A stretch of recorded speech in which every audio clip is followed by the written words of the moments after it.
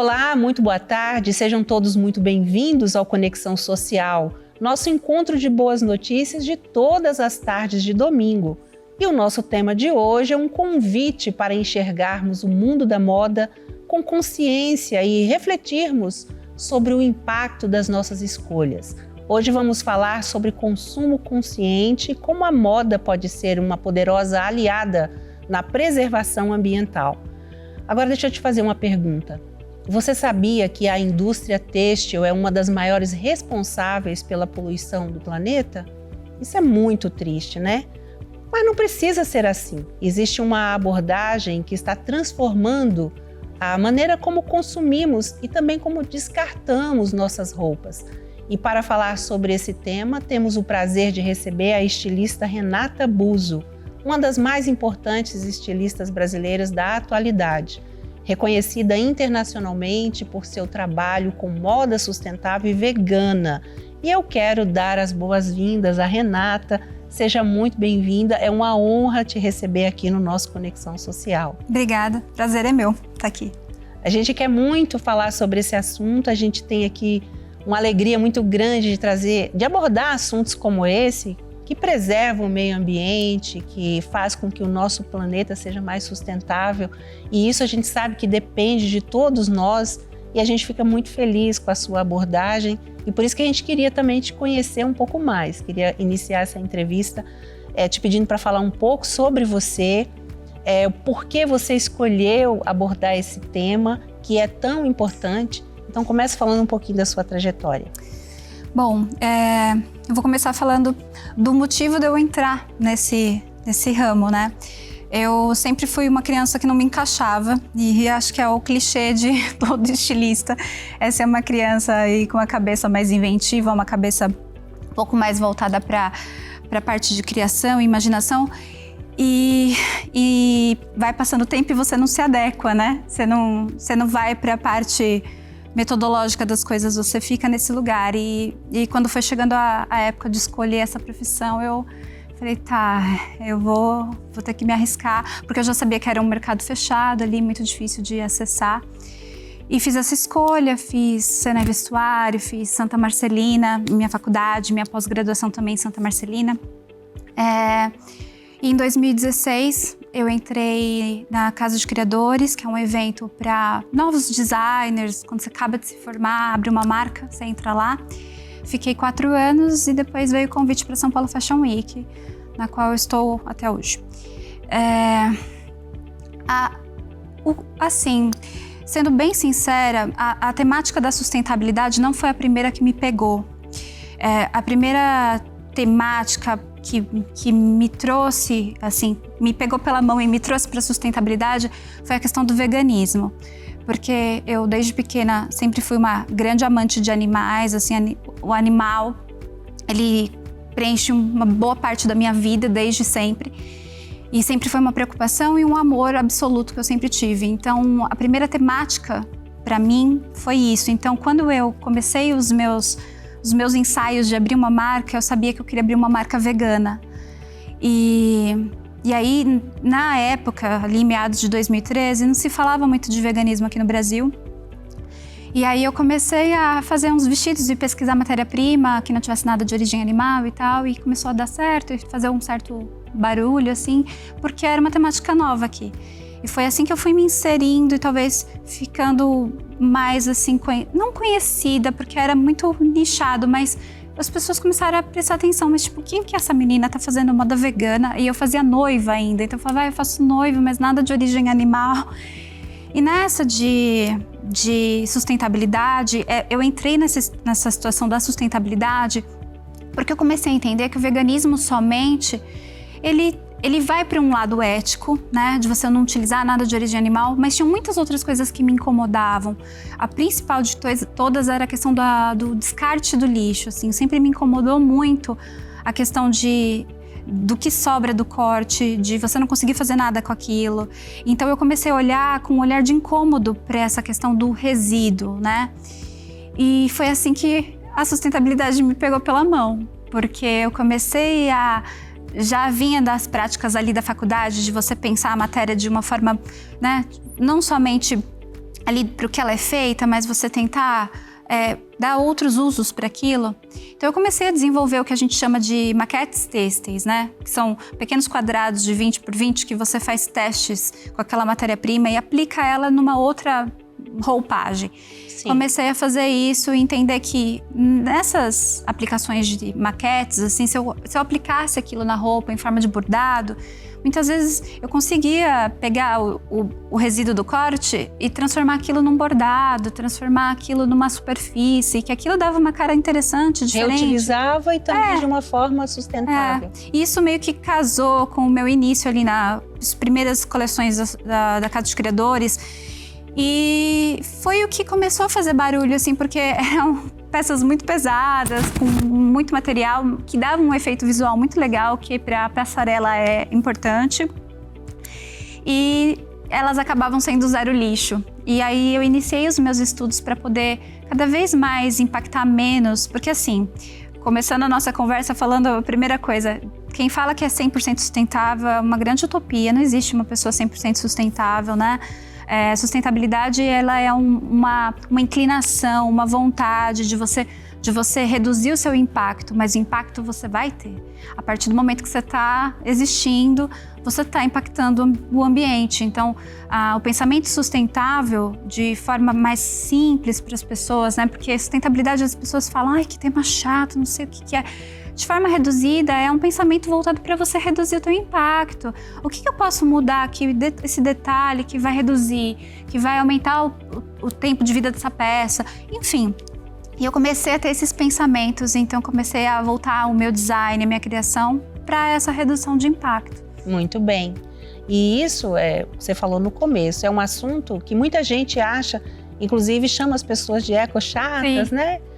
Mas não, eu queria que você falasse o porquê que é tão importante a gente começar a repensar, né? Inclusive a indústria também e nós como consumidores, de que forma que a gente pode impactar menos, né? Começar a pensar em questão de sustentabilidade, a gente tem que pensar tipo aquele filme Efeito Borboleta, sabe? O bater de asa de uma borboleta, ela impacta e cria. Então a gente tem que pensar os nossos hábitos, tudo que a gente faz, tudo vai ter um impacto, tudo vai ter uma pegada ecológica, né? Que o pessoal fala ali. Você vai deixar o seu rastro. Então se você pensa isso, você começa a voltar os seus olhos para os detalhes. No meu campo, né, que eu posso falar com conhecimento de causa, que é a questão da moda e a questão do veganismo, desde você repensar o que vai no teu prato, até você repensar o tanto de roupa que você compra, né? E isso é completamente absurdo vindo da boca de um estilista que vive de vender roupa, né? Sim. Mas acho que é esse o pensamento do slow fashion. Você precisa de tanta roupa assim? Às vezes as pessoas elas primam por comprar uma roupa que é mais barata e falar, eu vou comprar essa roupa e aí eu compro outra, eu tenho poder de compra maior. Só que essa roupa, ela tem o que a gente chama de obsolescência programada, que ela é programada para ser descartada em breve.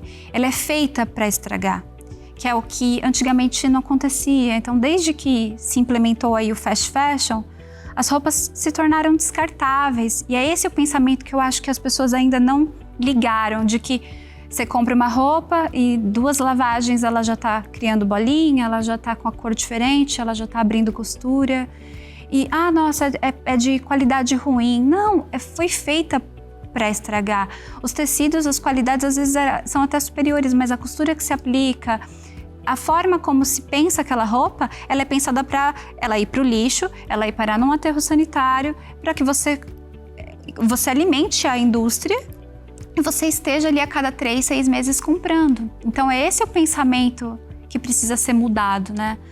Você vai consumir, você vai impactar, mas você precisa pensar em o que é melhor, ter uma peça 20 anos no armário que ela está intacta e ela está bonita e ela está temporal, ou você ter a cada 3 meses uma roupa que não diz nada sobre você e que você vai jogar no lixo, invariavelmente. Sim. Eu queria até que você aproveitasse para então explicar para as pessoas o termo slow fashion, que se opõe, inclusive, ao fast fashion que você falou. Sim. E as alternativas, né, que as pessoas têm, inclusive as veganas.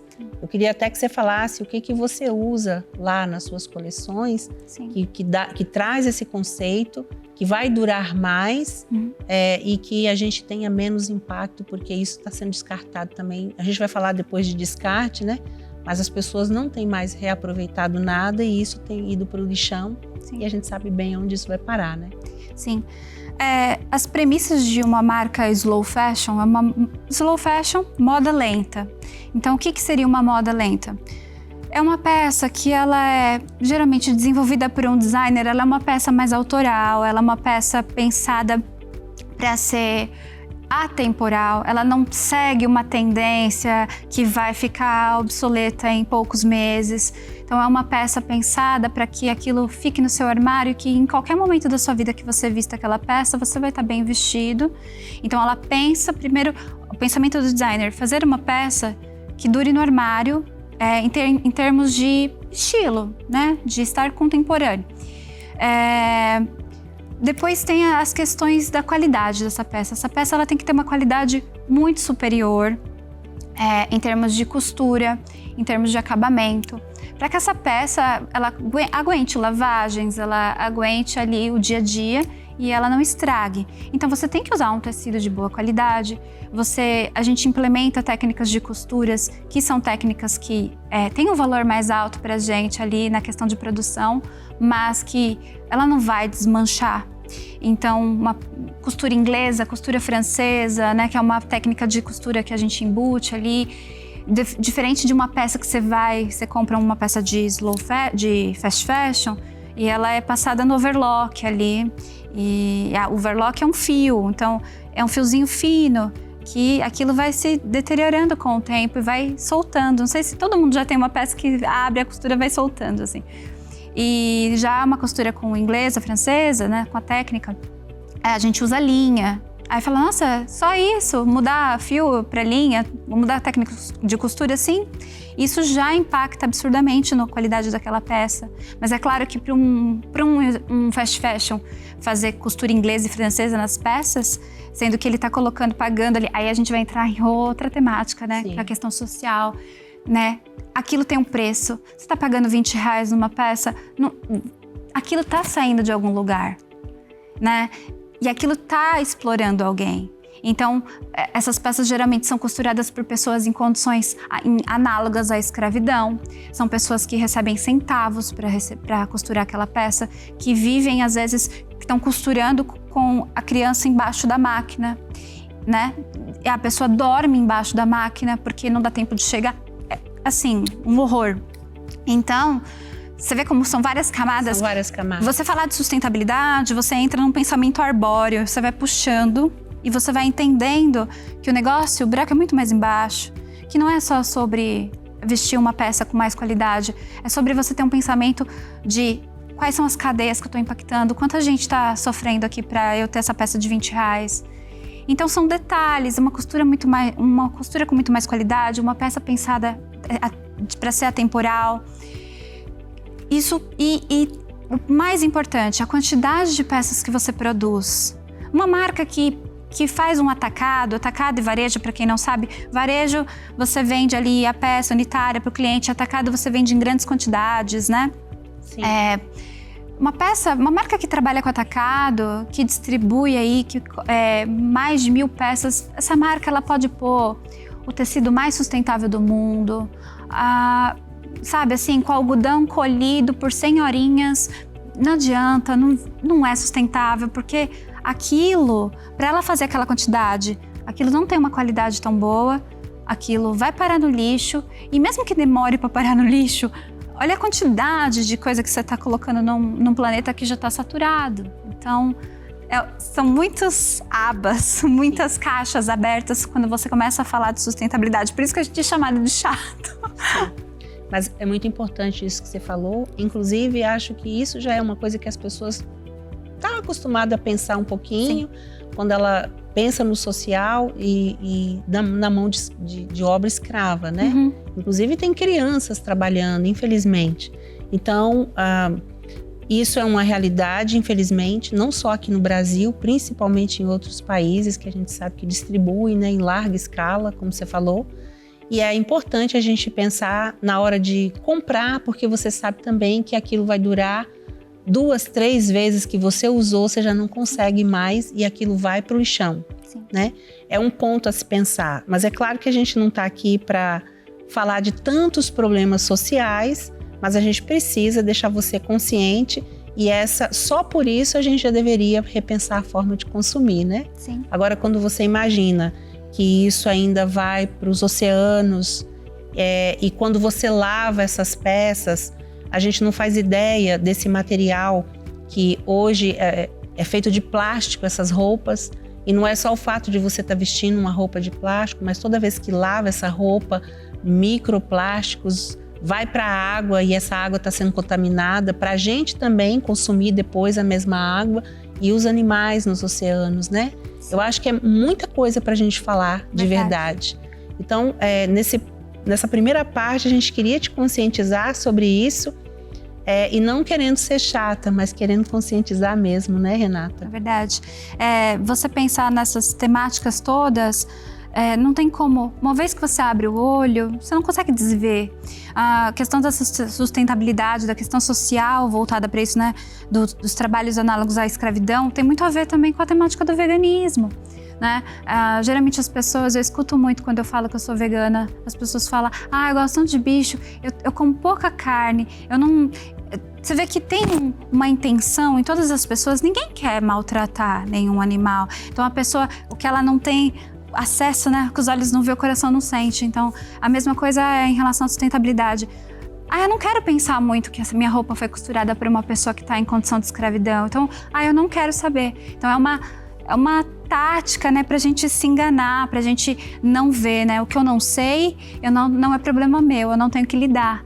Então, vai muito das pessoas procurarem saber. Tem muitos documentários a respeito dessa temática em vários lugares, mas tem que se informar para saber. E da próxima vez que tiver que comprar aquela peça baratinha em sites e tudo mais, ter consciência, né? Sim. Porque é o que você falou, aquilo que a gente viu, o que o olho viu não dá para desver. Sim. Muito bom. Agora a gente vai falar de um tema muito bacana, que é a reciclagem. E tem um conceito que é o upcycling, que é a evolução da reciclagem tradicional. Eu queria que a Renata explicasse um pouco esse conceito e por que é tão importante a gente transformar os resíduos comuns em produtos que eles não vão ser biodegradáveis, mas eles vão ter uma utilidade mais sustentável, né, Renata? Sim. As pessoas geralmente fazem bastante confusão com o termo upcycling e reciclagem. São todos parentes, mas eles têm algumas diferenças, né? Por exemplo, numa reciclagem tradicional de um produto, aquilo vai para um lugar, né? Aquilo é desmanchado, separado de acordo com a matéria-prima, né? Porque uma das dificuldades da reciclagem é isso, né? Você não consegue reciclar produtos que têm diversas matérias-primas diferentes, você não consegue reciclar tudo junto, né? Então, a separação é o desafio, talvez, né? Então, aquilo pode virar uma nova fibra, né? Que nem acontece com as garrafas PETs, né? Sim. Então, tem esse tipo de reciclagem tradicional, né? Que aí você faz uma nova fibra de tecido, enfim, mistura aquilo com uma outra coisa. E tem o upcycling. O upcycling seria, basicamente, você dar uma nova vida, você recarregar a bateria daquele produto que estava para ir para o lixo e você dar uma reformada nele, que é um conceito que se perdeu muito. Antigamente, as nossas avós, elas eram as masters em upcycling, né? Porque antigamente as pessoas tinham uma outra relação com o produto, né? Com o que comprava. Hoje em dia, a gente é a cultura do descartável, né? Tudo a gente troca. Às vezes o negócio tá bom e a gente vai lá e troca por outro. Sim. Né? E o upcycling, ele vem, essa reforma de pensamento, é pensar que nem antigamente, sabe? Deu uma rasgadinha, eu preciso jogar fora, sei lá, eu não posso fazer um bordado, fazer um remendo que fique esteticamente bonito, ou transformar aquilo numa outra peça, né? Que é uma coisa que as pessoas perderam. Então, o upcycling basicamente é isso, dar uma nova vida para uma peça, às vezes com uma cara nova, transformando ela, sei lá, tem gente que pega pega jeans e transforma em bolsa. Sim. Aí corta as pernas do jeans, transforma num shorts e o restante vira, sei lá, paninho para tirar a poeira da casa. Aí, isso é um pensamento tão simples e que as pessoas não se atentam às vezes que elas estão tendo um pensamento de upcycling, Sim. né? Então, voltado para moda, tem muitas marcas que fazem isso. Tem uma marca, que eu não vou me recordar o nome agora, que eles pegam camisas que estão com defeito de fábrica e reforma aquilo e remenda, enfim, uns recortes loucos ali e fica muito bonito e aquilo vira uma nova peça. Então, tem muitas marcas com esse pensamento, né? No caso da minha marca, a gente... Eu não sei se eu chamaria de upcycling o que a gente faz, porque a gente trabalha com resíduo mesmo, né? Sim. Resíduo do corte. Então seria mais um zero waste, sei lá, um pensamento voltado para redução de lixo, né? Sim. Do que é já lixo, né? E o upcycling não, é uma peça que tá para virar lixo, né? Tá para ir embora e você dá uma nova vida, né? Então Sim. basicamente é isso, assim. E é muito bom, porque às vezes a dona de casa, ela é muito criativa, Sim. né? E tem sites ensinando a fazer muita coisa, né? Sim. Eu acho que dá para, inclusive, ajudar muito na economia, acaba sendo também algo que ajuda na economia do lar e que dá destino, né? Para peças que ainda vai ter uma vida útil longa e vai fazer a diferença. Muito bacana. Bom, agora a gente vai para um pequeno intervalo comercial, mas não sai daí que a gente volta já já.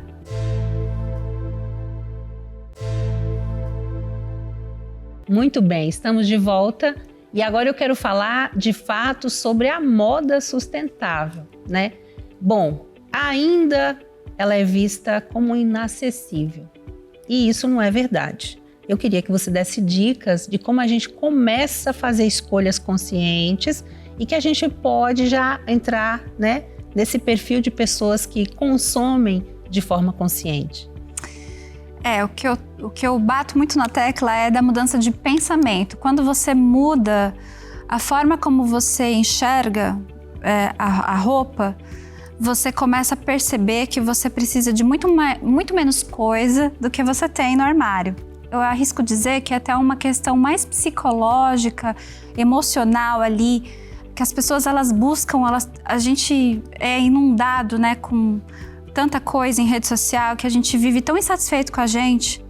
E aí você fala, mas você vai falar de questão psicológica num tema de sustentabilidade? Tem tudo a ver. Tudo a ver. Tudo a ver, porque as pessoas elas estão buscando tanta coisa, elas estão tão vazias, elas estão numa busca incessante de tantas coisas e elas não entendem que a gente precisa de muito pouco, a gente precisa de coisas muito mais pontuais, singelas. Não é uma roupa que vai te preencher emocionalmente, não é o celular do ano, não é...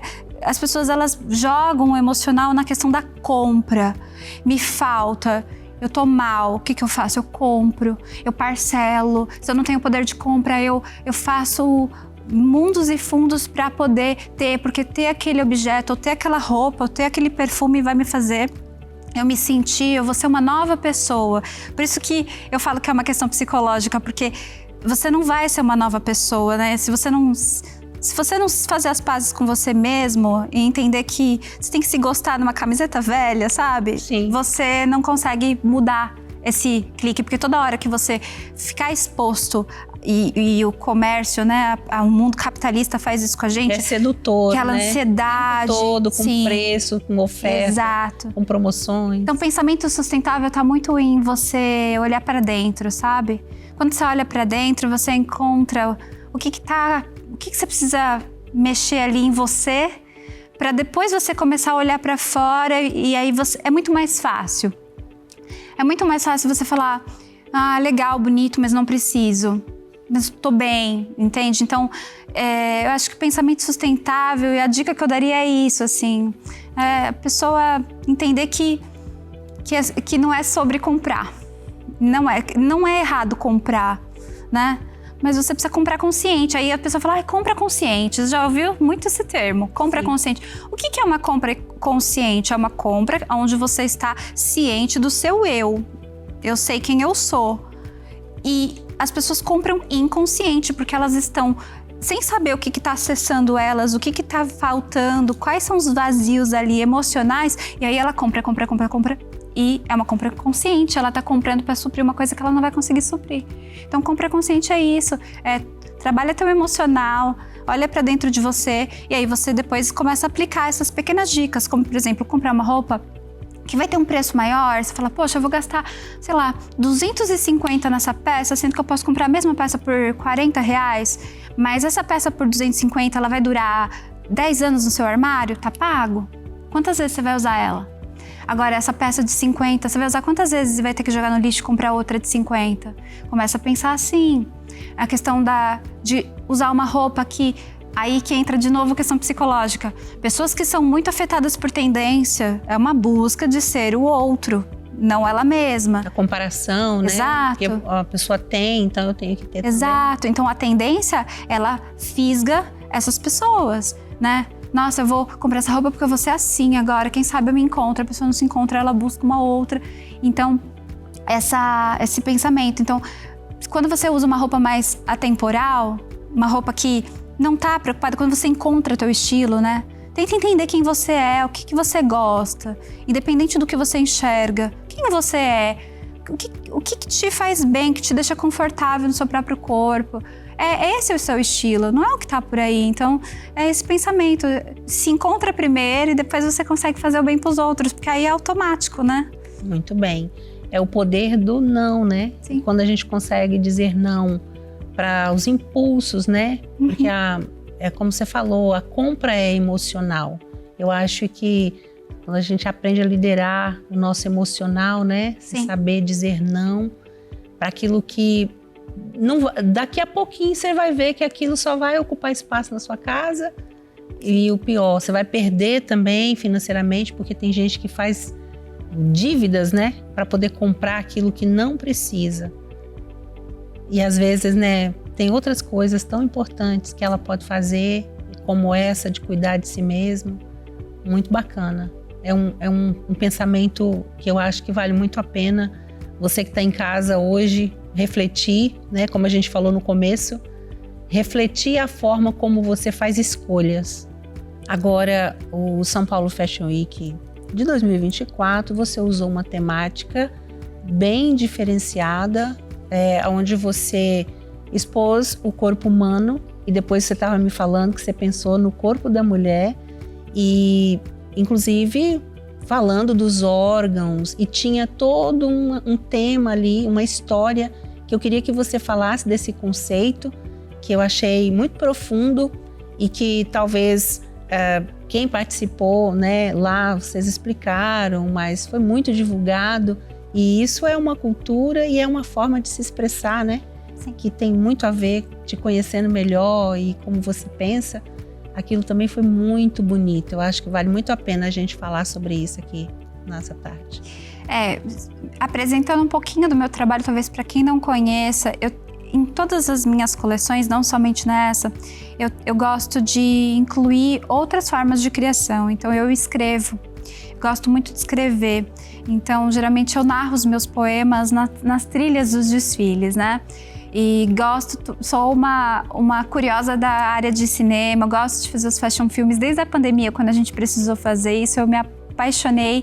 Então a gente abre os desfiles com um vídeo e com a narrativa de poema nessa trilha, que ajuda a contextualizar e inserir o espectador ali naquela temática. Falando voltada para essa coleção, o corpo, o meu pensamento quando eu comecei a fazer essa coleção veio a princípio do poema que eu tinha escrito, que era um poema policial. Eu falava que era um conto poético policial que falava sobre um corpo que se encontra na sarjeta. Essa era a história. Encontra-se um corpo na via, um corpo de mulher.